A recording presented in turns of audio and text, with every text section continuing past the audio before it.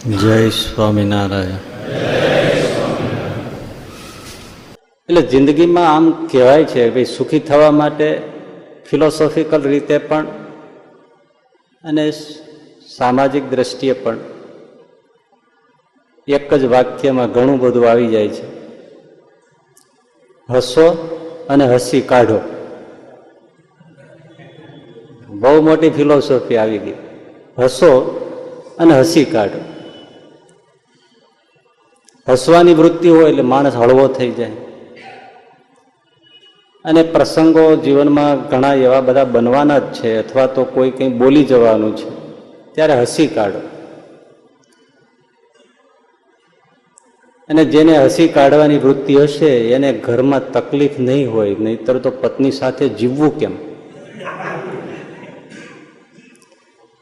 હસી કાઢવા.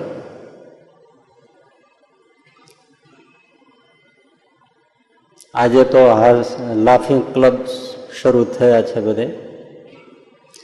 અહીંયા બાજુમાં પેલું કોમન પ્લોટ છે ને, ત્યાં સવારમાં બધા હા હા હા હા હા હા હા હા એમ કરતા હોય છે.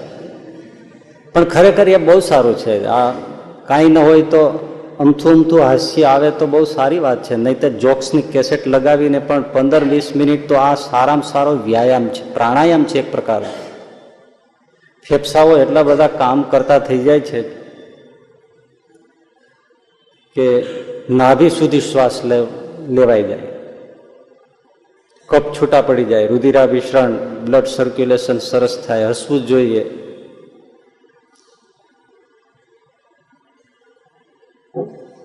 जिंदगी में हंसी हो, मजाक हो तो अच्छी बात है. जिंदगी में मजाक हो तो अच्छी बात है, लेकिन किसी के साथ मजाक हो तो बात अच्छी नहीं है. કોઈની સાથે મજાક ન કરવી, પણ આપણામાં થોડી મજાક વૃત્તિ હોય તો બહુ સારું છે. ઘણી વાર એવું નથી હોતું કે આમ માથું બાથું ચડી ગયું હોય, પણ 10-15 મિનિટ 5 મિનિટ હસીએ તો બધું ઓછું થઈ જાય. હસે એટલે સેજું બધું હલબલે ને એટલે કચરો બધો નીકળી જાય.